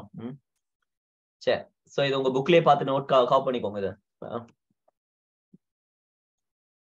ஏங்க இவங்களா ஓனா எழுதி இருக்கிற பாயிண்ட்ஸ் எல்லாம் ஸ்கிப் பண்ணிடுங்க, சரிங்களா? நோட்ஸ்ல காப்பி பண்றவங்க. அடுத்து போலாம். Balaji Raghavan versus Union of India 1996, சரிங்களா? அவார்ட்ஸ் ஆர் நாட் டைட்டில்ஸ் அப்படின்னு சொல்லிட்டு அதுல சொல்றாங்க. பாரத ரத்னா அவார்டு, பாரத ரத்னா டைட்டில் கிடையாது. பத்மஸ்ரீ அவார்டு, பத்ம அவார்ட்ஸ் இருக்கு இல்லையா, பத்ம விபூஷன், பத்மபூஷன், பத்மஸ்ரீ, இந்த அவார்ட்ஸ் எல்லாம் இருக்கு இல்லையா? சோ அது வந்து அவார்டு, இது வந்து டைட்டில் கிடையாது அப்படின்றாங்க, சரிங்களா? சோ இதை நீங்க டைட்டில்ஸா யூஸ் பண்ண முடியாது. அவார்ட்ஸ் யூஸ் பண்றதோ அவார்ட்ஸ் அப்படின்னு சொல்லிட்டு சொல்றோம், சரிங்களா? சரிங்க. சோ இதை நீங்கள் பார்த்து கொள்ளுங்கள். ஃபர்ஸ்ட் வந்து இந்த பாரத் அவார்டு, இந்த அவார்ட்ஸ் எல்லாம் வந்து இன்ஸ்டிடியூட் பண்ணது வந்து 1954. இதை வந்து ஸ்டார்ட் பண்ணிருக்காங்க, சரிங்களா? ஃபர்ஸ்ட் வந்து பாத்தீங்கன்னா ராஜாஜி வாங்கியிருக்காரு. இதுவே எக்ஸாம்ல கேட்டிருக்காங்க. சோ ஜனதா பார்ட்டி ஸ்டாப் பண்ணிருக்காங்க. எகைன் இந்திரா காந்தி 1980 ஆட்சி பிடிச்சதுனே அது வந்து திருப்பியும் அந்த அவார்ட்ஸ் கொடுக்கறத ஸ்டார்ட் பண்ணிட்டாங்க. சோ ஆக்சுவலி வந்து இந்திரா காந்தி அவங்க வின் பண்ணதுக்கு காரணம் வந்து பாத்தீங்கன்னா ஜனதா பார்ட்டி ஆட்சியில கவனம் செலுத்தாமல் இவங்க மேல கவனம் செலுத்தினதுதான். இவங்களோட நோக்கம் எப்படியாவது இந்த அம்மா பிடிச்சி ஜெயில போடணும். கடைசியில சாதிச்சிட்டாங்க, பிடிச்சி ஜெயில போட்டாங்க. அந்த அம்மா அதையே வந்து வாக்கு வங்கியா யூஸ் பண்ணிக்கிட்டாங்க. அடுத்து article 19 right to freedom. Article 19 shortcut ஞாபகம் வைங்க. சாம் ரிசைட்ஸ் போலாண்ட். சாம் எங்க இருக்கிறான்? போலாண்ட்ல இருக்கிறான். சாம் ரிசைட்ஸ் போலாண்ட், சரிங்களா? S for speech and expression, பேச்சு மற்றும் கருத்து சுதந்திரம். ஓகேவா? A for assemble, A for association, M for movement, R for reside, P Sam reside Poland, P for profession. ஓகேவா? சோ தமிழ்ல பார்க்கலாம். A இது S for speech, ஸ்பீச்னா பேச்சா, பேச்சு மற்றும் கருத்து சுதந்திரம். அடுத்து அசம்பிள், அமைதியாக ஆயுதங்கள் இன்றி கூடும் உரிமை, சரிங்களா? நெக்ஸ்ட் சங்கம், அசோசியேஷன், சங்கங்கள் அமைக்கும் உரிமை, அசோசியேஷன், சங்கங்கள் அமைக்கும் உரிமை. அடுத்து வந்து பாத்தீங்கன்னா மூவ், நாட்டில் எந்த பகுதிக்கும் ஃப்ரீயா போகக்கூடிய உரிமை. அடுத்து ரிசைட் அண்ட் செட்டில், நாட்டில் எந்த பகுதியிலும் குடியேறும் மற்றும் வசிக்கும் உரிமை. இப்ப நம்ம தமிழ்நாட்டுல நார்த் இந்தியன்ஸ் வந்து உட்காந்து வீடு கட்டி செட்டில் ஆகுறாங்க. நம்மளால ஏதாவது கேள்வி கேட்க முடியுமா? ஏதாவது கேள்வி கேட்க முடியுமா? எதுவும் கேள்வி கேட்க முடியாது, சரிங்களா? இந்த அந்த சைட்ல எங்க ஸ்கூலுக்கு பக்கத்துல வந்து பாத்தீங்கன்னா ஒரு ஏரியா இருக்கு, ஃபுல்லா சேட்டுக்காரங்க இருப்பாங்க. கம்ப்ளீட்டா எல்லாம் சேட்டுக்காரங்க, இந்தியாரங்க. சோ ஹோலி எல்லாம் வந்து செலிப்ரேட் பண்ணுவாங்க. அவங்களோட ஃபெஸ்டிவல்ஸ் அதெல்லாம் அந்த ஏரியால கிராண்டா இருக்கும். கம்ப்ளீட்டா அந்த ஏரியா ஃபுல்லா அவங்க தான் இருப்பாங்க. அப்புறம் அவங்க ஏரியால ஒரு வெள்ளை கலர்ல ஒரு கோயில் இருக்கும், ஒரு கோயில் கட்டிப்பாங்க அவங்க. ஒரு பிள்ளையார் கோயில ஒரு கோயில் கட்டி வச்சிருப்பாங்க. வெள்ளை கலர் பெயிண்ட் இருக்கும், பார்த்தாலே கண்டுபிடிச்சிடலாம். ஓகே, இவங்க வந்து ஹிந்திக்காரங்க இங்க இருக்காங்க அப்படின்னு சொல்லிட்டு. சே, நிறைய இடத்துல இருக்கின்றது. இப்ப பாருங்க, எல்லாம் பல்க் பார்ட்டியா இருப்பாங்க, பாத்திருக்கீங்களா? ஹிந்திக்காரங்க மீன்ஸ் நான் எந்த ஹிந்திக்காரங்களை சொல்றேன்னா ராஜஸ்தான், பஞ்சாப், இந்த சரௌண்டிங்ல இருந்து வராங்க பாத்தீங்களா, லெஃப்ட் சைட்ல இருக்காங்க பாருங்க, இந்தியாவுக்கு லெஃப்ட் சைட்ல, இந்த ஹிந்திக்காரங்களை சொல்றேன். இந்த இது ஒடிசா, பீகார், ஜார்க்கண்ட், உத்தரப்பிரதேஷ் இவங்கள சொல்லல. இவங்க வந்து பாவம். இவங்க வந்து பாத்தீங்கன்னா கம்பெனிக்கு பக்கத்துல இருப்பாங்க. எங்க ஏரியால கம்பெனிக்கு பக்கத்துல நிறைய வீடுங்க இருக்கும். அதுல வந்து ரொம்ப கன்ஜஸ்டடா அந்த மாதிரியான ஏரியாஸ்ல அவங்க இருப்பாங்க, பார்த்தாலே தெரிஞ்சிடும். சரி, சோ இவங்க வந்து பாத்தீங்கன்னா நல்லா கிராண்டா செலிப்ரேட் பண்ணுவாங்க. விக்ரம் ஒரு படம் இருக்கும் பாருங்க,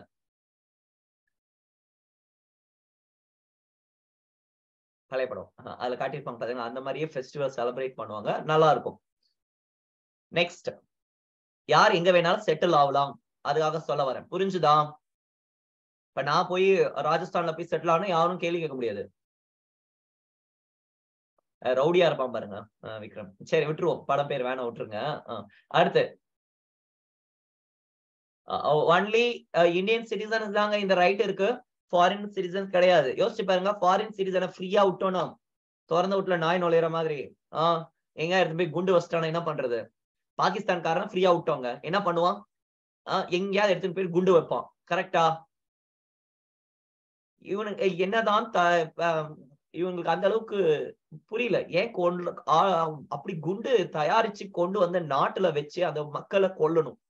சரி, பார்லிமெண்ட்ல குண்டு வைக்கிறாங்க, சரி வெஸ்ட் போ, அங்க இருக்கிறவங்க வயசான ஆட்கள் அப்படின்லாம். ஹாஸ்பிட்டல்ல குண்டு வைக்கிறானுங்க, சரி ஹாஸ்பிட்டல் கூட வச்சிரு, அவங்க சாக போற ஆட்கள், சரி சாகட்டும் அப்படின்னு வச்சுக்கலாம். இந்த குழந்தைங்க போகக்கூடிய ஸ்கூல்ல வைக்கிறானுங்க, பால்வாடி ஸ்கூல்ல எல்லாம் குண்டு வைக்கிறானுங்க. ஏதோ பெரிய பசங்க ஸ்கூல்ல வச்சா கூட சரி போய் தொலை அப்படின்லாம். எதுவுமே பண்ணாத பிஞ்சு குழந்தைங்க, எல்கேஜி யூகேஜி படிக்கிற குழந்தைங்களை கொல்லணும்னு சொல்லிட்டு காட் சொல்லுமா என்ன? அப்படி குண்டு வைக்கிறானுங்க இவனுங்க, மனசாட்சி இல்லாதவனுங்க. சரி வருவோம், எங்க விட்டோம்? அவ்வளவுதாங்க, இது ஓவர். அதாவது ஈவ இறக்கமே கிடையாது. எங்க வேண்டுமானாலும் 24 மணி நேரமும் 7 நாட்களும் எங்கு வேண்டுமானாலும் நாங்கள் குண்டு வைப்போம். அது சர்ச்சா இருக்கலாம், மாஸ்கா இருக்கலாம், மாஸ்கா இருக்கலாம், ஸ்கூலா இருக்கலாம், ஹாஸ்பிட்டலா இருக்கலாம், எங்க வேணா வைப்போம். எங்களுக்கு தேவை கொல்லணும்.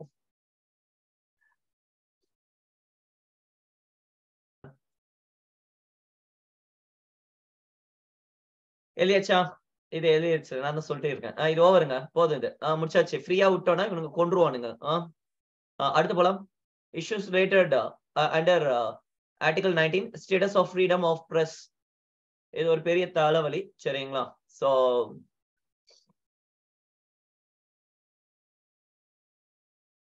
ID act 2000 section 66A. சரி, இந்த ஸ்டோரி நம்ம பார்க்கலாம்.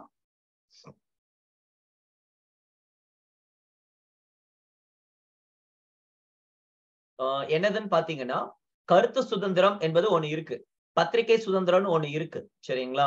இப்ப பத்திரிகையில வந்து பாத்தீங்கன்னு வச்சுக்கோங்களேன், ரெஸ்ட்ரிக்ட் பண்ற மாதிரியான ஒரு சில விஷயங்களை கொண்டு வந்து பத்திரிகை சுதந்திரத்தை கர்டைல் பண்ற மாதிரியான சட்டங்களை கொண்டு வராங்க. லைக் லார்ட் லிட்டன் கொண்டாதார் பாத்தீங்களா, வெர்னாகுலர் பிரஸ் ஆக்ட்.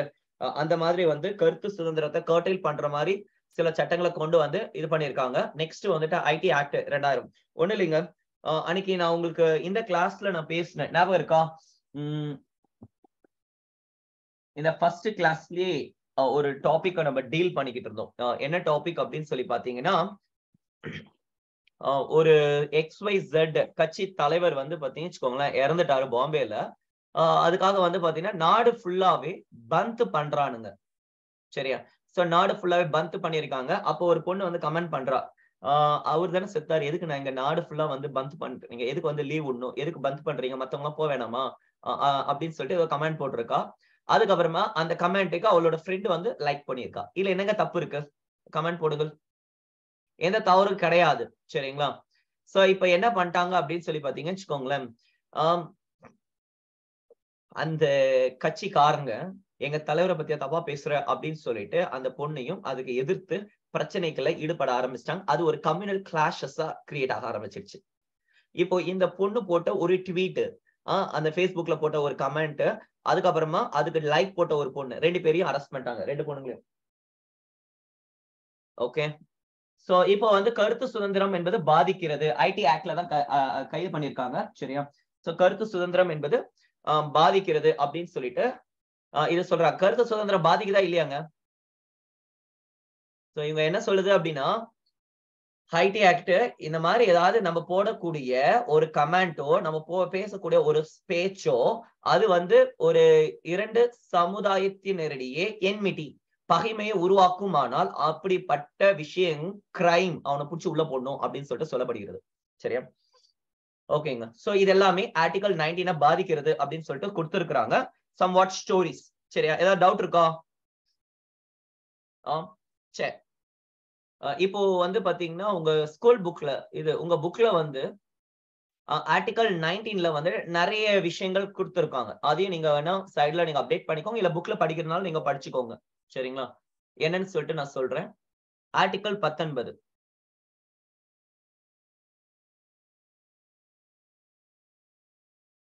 ஆர்டிகல் 19 வந்து பாத்தீங்கன்னா என்ன சொல்லுங்க, freedom of speech and expression சொல்லுகிறது. What is article 19 clause of clause A? அந்த ஃபர்ஸ்ட் பாயிண்ட் இருக்கு பாத்தீங்களா, ஸ்பீச் அண்ட் எக்ஸ்பிரஷன் என்னன்னு சொல்லிட்டு பார்க்கலாம். பேச்சு மற்றும் கருத்து சுதந்திரம்னா என்ன, இது எக்ஸாம்ல கேட்டிருக்காங்க. Number 1, right to propagate one's view. Right to propagate one's view. ஒருவருடைய சிந்தனைகளை, ஒருவருடைய பார்வையை மற்றவர்களுக்கு அறிவுறுத்துதல், அதாவது மற்றவர்களுக்கு பரப்புதல். நான் இந்த மாதிரி திங்க் பண்றேன் அப்படின்னு சொல்லிட்டு, நான் இந்த மாதிரி நினைக்கிறேன் அப்படின்னு சொல்லிட்டு மத்தவங்களுக்கு சொல்றது. Right to propagate. சரிங்களா? ஒன்ஸ் வியூ, ஒருவருடைய சிந்தனைகளை மற்றவர்களுக்கு பரப்புதல். இப்ப புத்தா பரப்புனாரா? சாரநாத்ல ஃபர்ஸ்ட் செர்மன் கொடுத்தாரு பாத்தீங்களா? அவருடைய வியூ வந்து சொல்றாரு, ஆசை எல்லா துன்பத்துக்கும் காரணம்டா, ஆசைப்படாதீங்கடா அப்படின்றாரு. நான் என்ன சொல்றேன்னா ஆசைப்படுங்கன்றேன். புத்தாக்கு ஆப்போசிட்டா பேசுறேன். நான் என்ன சொல்றேன்னா ஆசைப்படுங்க. ஆசை இல்லைன்னு வச்சுக்கோங்களேன், எந்த விஷயமும் ஜெயிக்க முடியாது. ட்ரீம், இப்ப கவர்மெண்ட் ஜாபுக்கு நீங்க ஆசைப்படல அப்படின்னா நீங்க என்ன பண்ணுவீங்க? படிக்க முடியாது. கரெக்டா? சோ ஆசைப்படுங்க, தவறு கிடையாது. ஆசை நல்லதா இருக்கட்டும், பேராசை தவறு, அவ்வளவுதான். சரியா? ஆசைப்பட்டுட்டே இருக்க கூடாது, அதுக்கான செயல் சேரணும். சரி, இது வந்து propagate. Number 1. Number 2, freedom of press, பத்திரிகை சுதந்திரம். Number 3, freedom of commercial advertisement. அது ஃப்ரீடம் கொடுத்திருக்காங்க அவங்க. அதனாலதான் வந்துட்டு என்ன பண்ணாங்கன்னு வச்சுக்கோங்களேன், இதை நீங்க குடிச்சீங்கன்னா ஹைட் ஆவீங்க, டாலர் ஆவீங்க, இதை குடிச்சீங்கன்னா ஷார்ட்டர் ஆவீங்க அப்படின்னு வந்து டாலர், ஷார்ட்டர், டாங்கர், இது ஸ்ட்ராங்கர். நான் எந்த பிராண்டையும் கிண்டல் பண்ணல, பொதுவா சொல்றேன். இப்பெல்லாம் வந்து ப்ரொபோகேட் பண்றாங்களா, ப்ரொமோட் பண்றாங்களா, கமர்ஷியல் ஆட்ஸ்க்கு ஃப்ரீடம் கொடுத்திருக்காங்க. ஒண்ணும் இல்லைங்க, இதை குடிச்சீங்கன்னு வச்சுக்கோங்களேன் உங்களுக்கு விங்ஸ் வந்துரும் அப்படின்னு சொல்லிட்டு, இந்த ரெட் புல் இருக்கு இல்லையா, ரெட் புல்ல குடிச்சீங்கன்னா உங்களுக்கு விங்ஸ் வந்துரும் அப்படின்னு சொல்லிட்டு அட்வர்டைஸ்மெண்ட் பண்ணிருப்பாங்க. பாத்திருக்கீங்களா இந்த ஆட? கெட் விங்ஸ், அதாவது சிறகு அடிச்சு பறக்கிற மாதிரி இருக்குமாமா. ரெட் புல் தெரியும் இல்லையா, எனர்ஜி ட்ரிங்க். ரெட் புல் தெரியாதா? வீட்டுக்குள்ளேயே வச்சு வளர்த்தாப்பதான் இருக்கும். வீடியோ கேம் ஃபர்ஸ்ட் எடுத்து வச்சுட்டு வெளியே நாட்டு நடப்பையும் பாருங்கள். சரி, சோ லிசன், இந்த ரெட் புல் வந்து என்ன ஆச்சுன்னு பாத்தீங்கன்னா, எனர்ஜி ட்ரிங்க்குங்க. இது எனர்ஜி ட்ரிங்க் டிவில எல்லாம் அப்பப்ப குடிப்பானுங்க பாருங்க. என்ன பண்ணிட்டாங்க அப்படின்னா, இதை குடிச்சீங்க அப்படின்னா விங்ஸ் வரும் அப்படின்னு சொல்லிட்டு அட்வர்டைஸ்மெண்ட்ல பண்ணிக்கிட்டு இருந்தானுங்க. ஒருத்தன் என்ன திரும்ப பண்ணா, போனான் கோர்ட்டுக்கு. நம்ம நாட்டுல இல்ல, நம்ம நாட்டுல இருந்தா கோர்ட்டை திட்டி அனுப்பிட்டு இருப்பாங்க அவனை. ஃபாரின் வெஸ்டர்ன் கண்ட்ரில கோர்ட்டுக்கு போனோம். கோர்ட்டுக்கு போயிட்டு, எப்பா இந்த மாதிரி வந்து நான் வந்து ரெட் புல் வந்து குடிச்சா விங்ஸ் வரும்னு சொல்லி சொன்னான். நானும் நம்பி குடிச்சுக்கினே இருக்கேன். விங்ஸ் பாத்தீங்களா வரல அப்படின்னு சொல்லிட்டு சொல்லி என்னை ஏமாத்திட்டான் இந்த ரெட் புல் காரன் அப்படின்னு சொல்லிட்டு கேஸ் ஃபைல் பண்ணிட்டாங்க. ஏங்க, கேஸ் ஃபைல் பண்ணது மட்டும் கிடையாதுங்க, அந்த ஜட்ஜ் அந்த நபருக்கு சாதகமா தீர்ப்பும் கொடுத்துட்டாங்க. ரெட் புல் என்ன பண்றதுன்னு தெரியல. அந்த மனுஷனை காம்ப்ரமைஸ் பண்ணி அவனுக்கு வந்து பாத்தீங்கன்னா பணத்தையும் குத்தானுங்க. சரியா? கமர்ஷியல் அட்வர்டைஸ்மெண்ட் நியூஸ்ல இது இருக்கும். ரெட் புல்லோட இந்த அட்வென்ச்சரஸ் ட்ரிப் நல்லா இருக்கும் பாருங்க. அது யாராவது யூடியூப்ல வேணா போய் பாருங்க, நல்லா இருக்கும். அது கரண்ட் அஃபேர்ஸ்ல கூட இருந்துச்சு சம் இயர் பேக். சரியா? என்னன்னு பாத்தீங்கன்னா, வானத்துல இருந்து வித்தவுட் பாராஷூட்ல இருந்து குதிக்கிறாரு. வித்தவுட் பாராஷூட் எவ்வளவோ அடி, 25,000 30,000 ஏதோ ஃபீட் அவ்வளவு ஹைட்ல இருந்து வித்தவுட் பாராஷூட் மேல இருந்து குதிக்கிறாங்க. சரியா? சேஃபா லேண்ட் ஆயிருப்பாங்க. அந்த சைட்ல மாதிரி அந்த ஒரு கிளாத் மாதிரி ஒன்று வரும் பாத்தீங்களா, அந்த பாராகிளைட், அந்த ஏதோ ஒரு ட்ரெஸ், அது பேர் சொல்ல மறந்துட்டேன், அதை போட்டு குதிச்சிருப்பாரு. சரி, நீங்கள் பார்க்கலாம். எங்க விட்டோம்? அப்புறம் ஸ்பேஸ்ல இருந்து கீழே குதிச்சிருப்பாங்க. ஸ்பேஸ்ல இருந்து லோயர் ஆர்பிட்டுக்கு, அது கொஞ்சம் மேல, அங்க அந்த லோயர் ஆர்பிட்ல கொஞ்சம் கீழே இருந்து மேல இருந்து கீழே குதிச்சு வீடியோ எடுத்திருப்பாங்க. இந்த மாதிரி நிறைய அட்வென்ச்சர் ட்ரிப் இருக்கும், அது நீங்க பாருங்க, நல்லா இருக்கும். Red Bull. சரி, நம்ம இங்க வருவோம். என்ன பேசிட்டு இருந்தோம்? Commercial advertisement. Next, right against tapping of telephonic conversation. நம்ம பேசுறத ரெக்கார்ட் பண்றான்னு பாத்தீங்களா, அதுவுமே பேச்சு மற்றும் கருத்து சுதந்திரத்துல இருக்கு. சோ எவனும் ரெக்கார்ட் பண்ண கூடாது. நெக்ஸ்ட், இப்ப இருக்கக்கூடிய மொபைல் போன்லாம் போட்டு கொடுத்துரும் ரெக்கார்ட் பண்ணானுங்கன்னா. கரெக்டா? யுவர் கால் இஸ் நவ பீயிங் ரெக்கார்டட் அப்படின்னு சொல்லி போட்டு கொடுத்துரும். அடுத்து, right to know about the government activities. Right to know about government activities. RTI act கொண்டு வந்தாங்க பாத்தீங்களா, ரைட் டு இன்ஃபர்மேஷன். இந்த ஷரத்தை பேஸ் பண்ணி தான் அதை கொண்டு வந்தாங்க. அரசாங்கம் என்ன பண்ணுகிறது அப்படின்னு சொல்லிட்டு அறிந்து கொள்வதற்கான உரிமை. Next, freedom of silence. Freedom of silence, அமைதியா இருக்கிறதுக்கான உரிமை உண்டு, ஃப்ரீடம் ஆஃப் சைலன்ஸ். இந்த ரைட் டு வேவர், இது டாக்ட்ரின் ஆஃப் வேவர் அப்படின்னு சொல்லிட்டு ஒரு டாபிக் கீழே நான் சொன்னேன். Right to freedom of silence அவங்களுக்கு இருக்கு. அதை வந்து விட்டு கொடுக்குறாங்க. அந்த குற்றவாளி தன்னுடைய குற்றங்களை கன்ஃபஸ் பண்ணுன்றது கிடையாது, சரிங்களா? ஆனா அவங்களா அந்த ஃப்ரீடம் ரைட் டு சைலண்டா இருந்திருக்கலாம், வக்கீல் வாதாட்டட்டும் அப்படின்னு சொல்லிட்டு. பட் அவரே அவங்க குற்றத்தை வந்து கன்ஃபஸ் பண்றா, right to silence, freedom of சைலன்ஸை வந்துட்டு விட்டு கொடுக்குறாரு அப்படின்னு நம்ம டிஸ்கஸ் பண்ணோம். Freedom of silence. Next, right against imposition of pre censorship on a newspaper, சரிங்களா? நியூஸ் பேப்பர் மேல ப்ரீ சென்சர்ஷிப்பை போடுறது வந்துட்டு தடுக்கிறதுக்கான உரிமை. அடுத்து, right to demonstration or picketing but not right to strike. Right to strike இல்லை, இது ஃப்ரீடம் ஆஃப் எக்ஸ்பிரஷன்ல கிடையாது. ரைட் டு ஸ்ட்ரைக் இல்ல, ஒன்ஸ் அகைன் ரிப்பீட் பண்றேன், ரைட் டு ஸ்ட்ரைக் கிடையாது. ஸ்ட்ரைக் பண்றதுக்கு, பந்து பண்றதுக்கான உரிமைகள் கிடையாதுங்க, ஓகேவா? பட் ரைட் டு டெமான்ஸ்ட்ரேஷன் இருக்கு, ஆர் பிக்கெட்டிங் இருக்கு, சரிங்களா? போராட்டத்துல இதுல பண்ணலாம், ஆனா ஸ்ட்ரைக் பண்ண முடியாது. புரியுதா? போராட்டம் பண்ணலாம், ஆனால் ஸ்ட்ரைக் பண்ண முடியாது. புரிஞ்சுதா? right to demonstration or picketing but not right to strike. ஏதாவது டவுட் இருக்கா?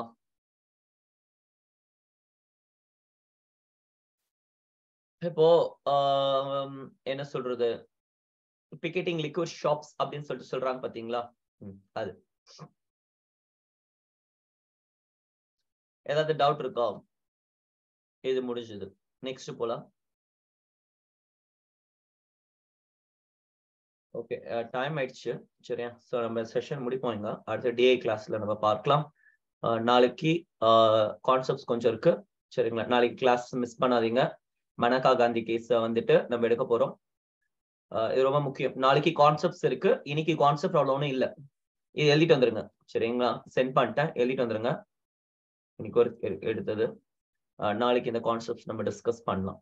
மொத்தத்தையும் எழுதி வைக்காதீங்க, நோட்ஸ்ல குத்தன்னு சொல்லிட்டு. எது வரைக்கும் டீச் பண்ணமோ அது வரைக்கும் எழுதிடுவாங்க, ஓகேவா? நாளைக்கு ஃபண்டமெண்டல் ரைட்ஸ் முடிச்சிருவேன். நாளைக்கு ஃபண்டமெண்டல் ரைட்ஸை முடிச்சிருவேன், ஓகேவா? நெக்ஸ்ட் டிபிஎஸ்பி ஃபண்டமெண்டல் டியூட்டிஸ் தான், எல்லாம் டக்கு டக்குன்னு முடிச்சிடும். ஓகே, ஸோ நாளைக்கு ஃபண்டமெண்டல் ரைட்ஸ் முடிச்சிருவேன் நம்புகிறேன். முடிஞ்சிருங்க, அடிச்சு நாளைக்கு வச்சு செய்யலாம், டக்கு டக்கு டக்குன்னு போட்டு முடிச்சிடலாம். ஓகே, பாய், தேங்க்யூ, நன்றி, வணக்கம். முடிச்சிடலாம், ஒரு 2 hours எடுத்து கூட நாளைக்கு கம்ப்ளீட் பண்ணிடலாம். வெறும் என்ன, உங்களுக்கு இந்த நீதி பேராணைகள் மட்டும் தான் இருக்கும், அது மட்டும் தான். அதை நான் டிஸ்கஸ் பண்ணிட்டு உங்களை எழுதிட்டு வர சொல்லிடுறேன். அது சரியா? நாளைக்கு ஜட்ஜ்மெண்ட்ஸ் மட்டும் நான் கிளாஸ்ல நான் டீடைலா டிஸ்கஸ் பண்ணிடுறேன். ஏன்னா இந்த சேவியர் கேஸ்லாம் இருக்கு. இந்த ஜெஹோவா விட்னஸ்காரங்க என்ன பண்ணாங்க அப்படின்னா, நாங்க வந்து நேஷனல் எழுத நிக்க மாட்டோம் அப்படின்னாங்க. ஸோ அது அந்த மாதிரியான ஒரு சில விஷயங்கள் இருக்கு, அதெல்லாம் நம்ம டிஸ்கஸ் பண்ண வேண்டியது இருக்கு. ரைட் டு ரிலீஜியன் கான்செப்ட்ல நம்ம பேசலாம். அவங்க இதெல்லாம் ரொம்ப எக்ஸ்ட்ரீமுங்க. ஒரு 5 minutes பிரேக் எடுத்துக்கொள்ளுங்கள், 11:45 ஸ்டார்ட் பண்ணிக்கலாம், சரியா? மேக்ஸ் கிளாஸ் தான். கண்ணு தானம் பண்ணக்கூடாது, ரத்தம் தானம் பண்ணக்கூடாதுன்னு சொல்லிட்டு சொல்லிக்கின்னு தெரியுறானுங்க. சரி, பாய்.